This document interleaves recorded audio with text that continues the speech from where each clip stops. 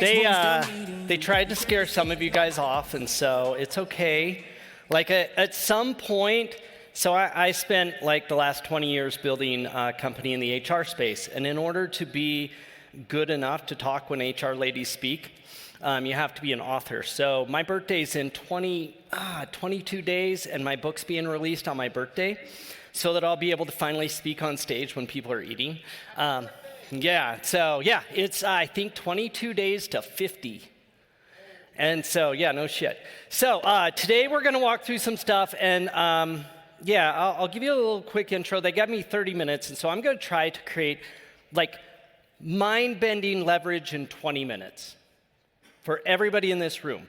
And so the very first thing, if you guys will show my screen up here, there's a QR code. Scan this QR code. It's going to take you to risecon.manus.space.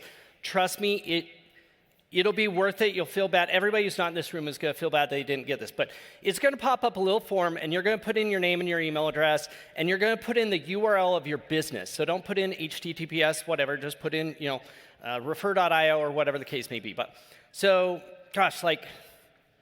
I started ApplicantPro would have been 2005, and 3 years in, we were at like $400,000 in revenue, some BS like that. And I got taken down to go meet with this company where most of my resellers had come from, right? And they were a big deal, like 600 resellers. They would pack a room like 10 times this big for their annual conferences. And I walked in, and I pitched the CEO and the COO. About our company, because their resellers were reselling my software, and clearly I was a nobody. This would have been like Ryan at 29, right? Recovering accountant, now product guy, doesn't know how to code.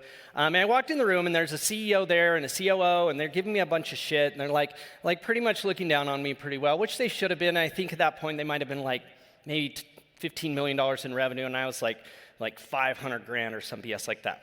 But there was a super interesting thing that happened at that time. This would have been 2007 or 8. On this guy's desk was this big stack of papers, and his secretary had printed off all of his emails. Okay? So just put yourself in this spot. Young Ryan walks in. Here's this guy that's worth a bunch of money and has published a book and is blah, blah, blah, blah, blah. And his secretary had printed off all of his emails, so that he could mark them up and write down the reply so she could type it up to him. This was somebody who was espousing that he was the CEO of what was becoming a tech company, and yet he didn't read his own emails on his computer, right? So I think they exited after it took them 23 years, and who knows how much money to get to $23 million in revenue, and I'm pretty sure, God rest their soul, they're both dead right now. And I think it took me 18 years to get to 40 million with 280 mostly moms.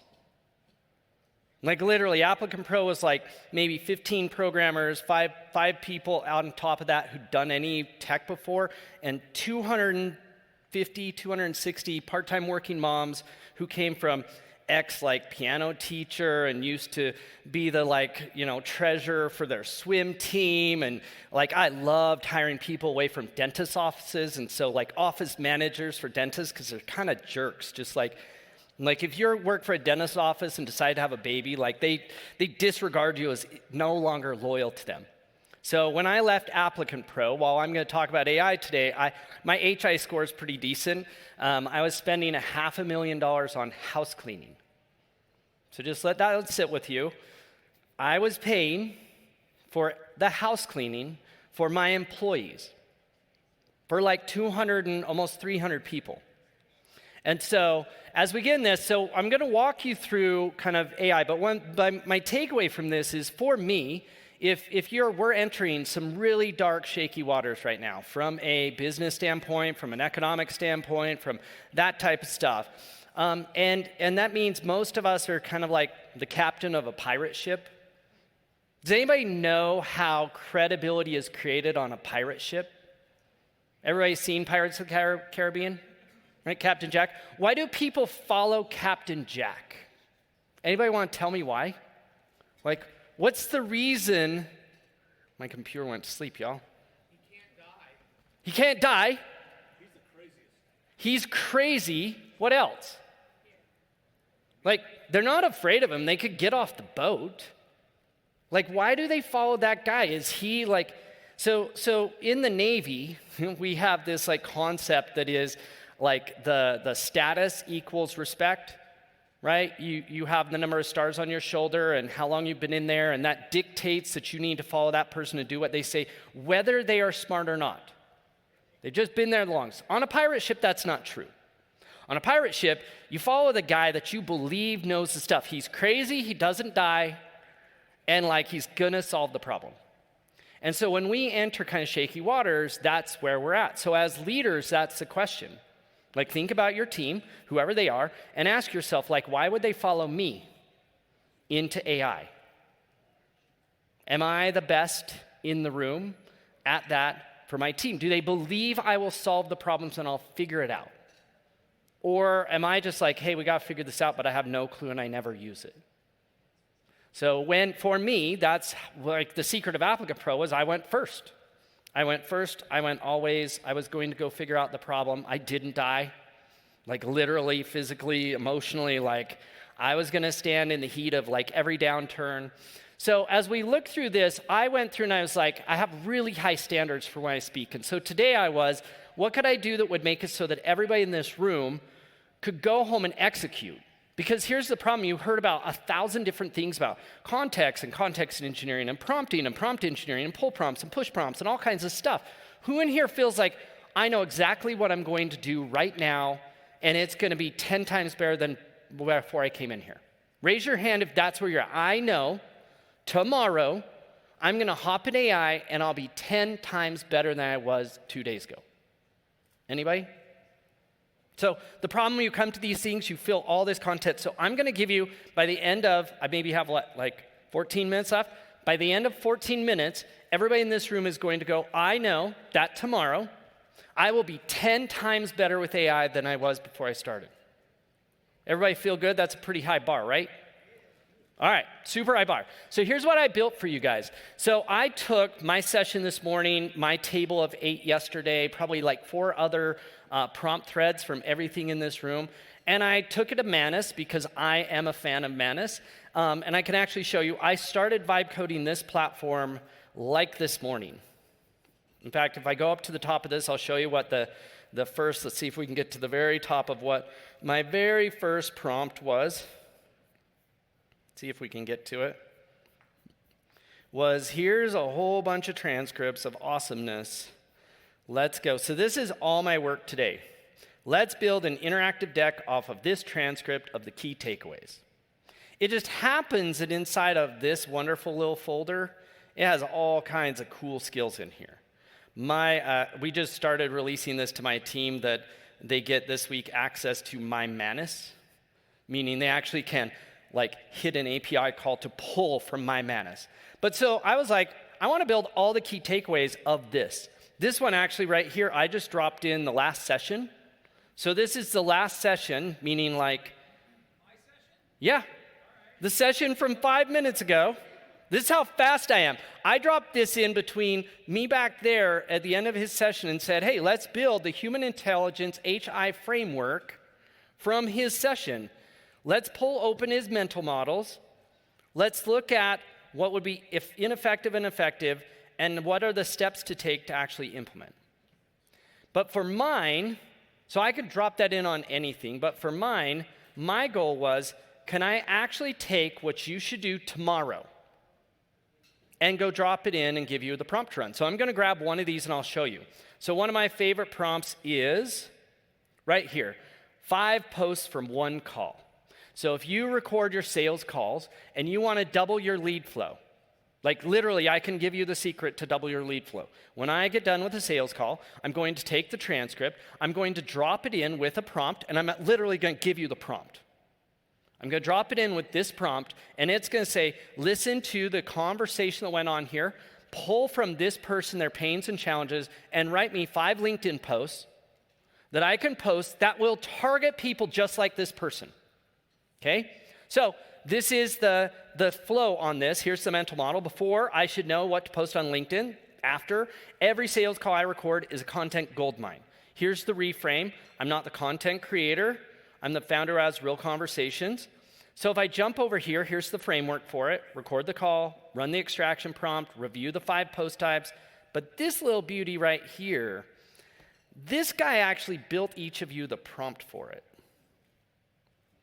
Meaning I can just hit copy and paste this into anything. But let me talk about this little prompt right here, because you'll see that I solved a bunch of problems. Number one, before you begin, research my company. So when you guys entered in your URL, I actually just did 15 hits on Perplexity on every single person's URL that they dropped in there.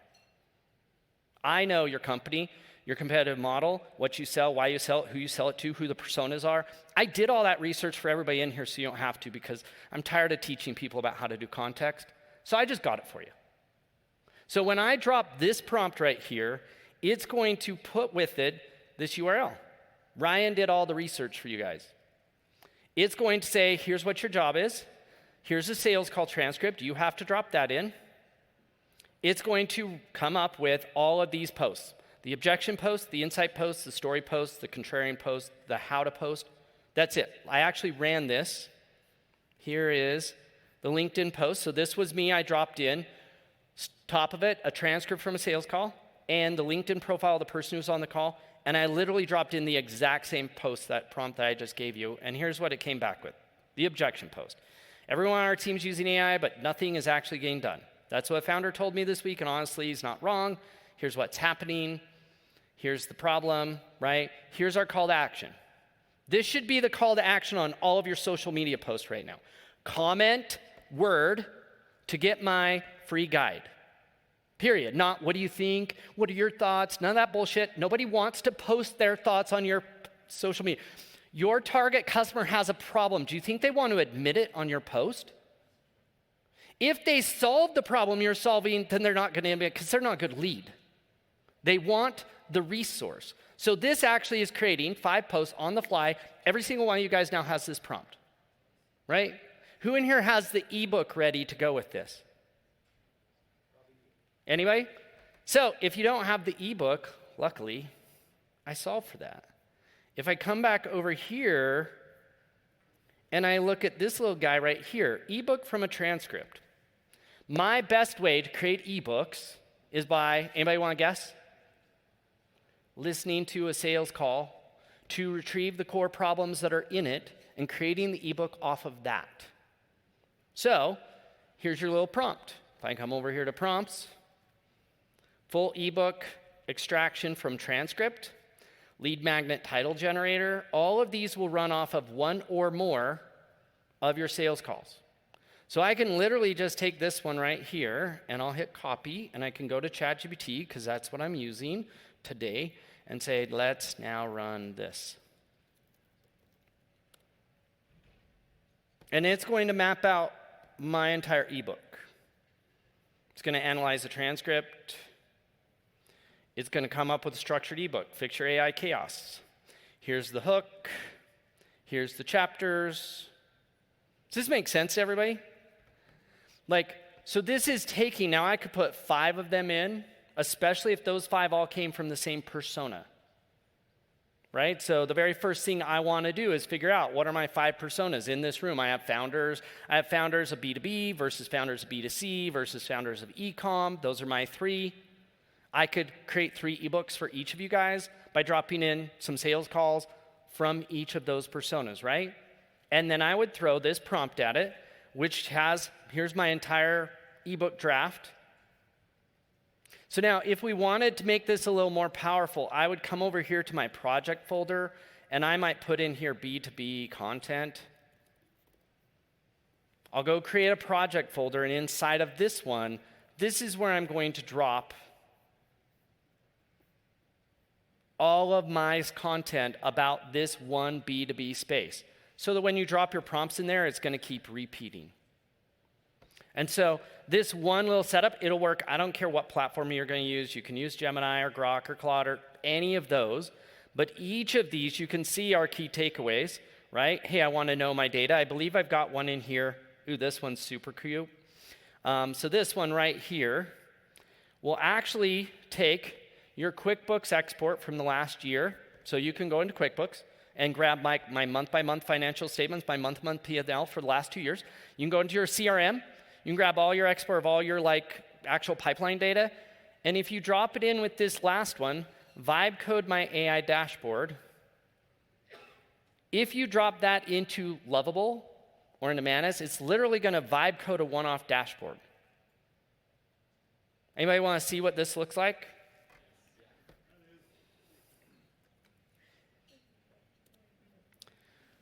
This is one of the new businesses I just invested in.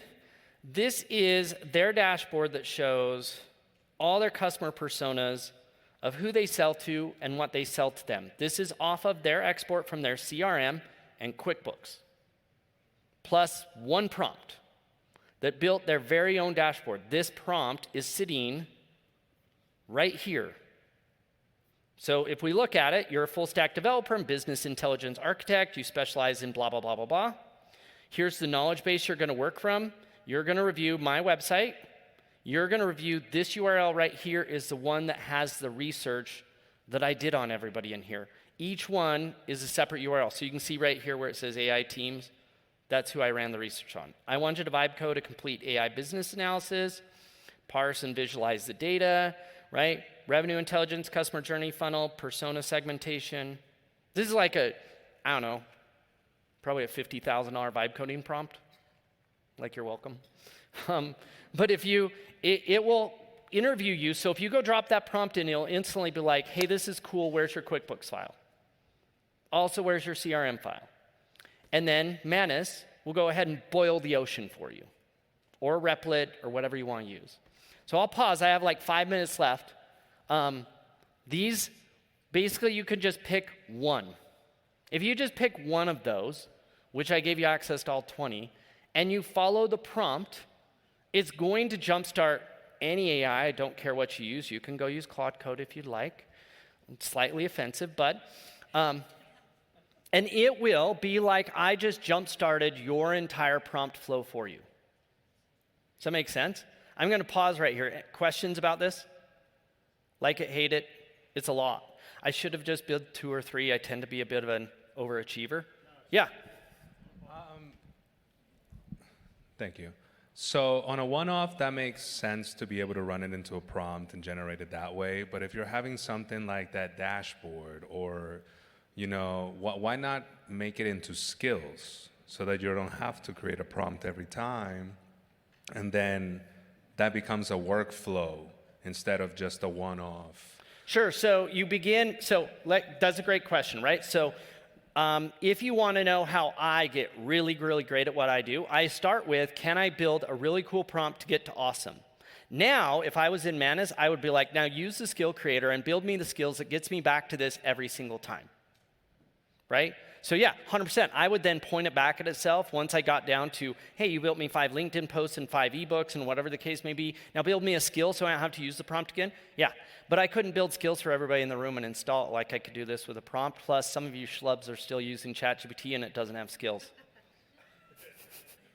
So this will work. But yeah, it's a great example. If I was going to do it on repeat, I would then go build a folder. I would install the knowledge base. I would put in the skills. And then I would go, hey, every time I jump in this folder, the dashboard I wouldn't, because I probably only need to vibe code it once. Now I have the platform. I'm going to go back in and throw it back in. But if I wanted to run it on repeat, I mean, this is like 20 micro SaaS businesses in one page that I just gave to everybody. Where's the next question? It's me again. Yeah. So I have a question. So I love OpenClaw, and it's not based on OpenCloud like your Manus is based off of Meta. And so all my stuff is private and secure, and I can set up a bot that actually runs multiple projects at the same time and only uploading. So you build the skeleton, all the prompts. I don't need to re-prompt and waste my time completely putting that in new projects. Instead, it builds off of that. So I'm just curious why you use, and there's a couple different security holes with this. I have 50 OpenClaw. Yeah, and there's... Like, I'm not a big fan of Manus.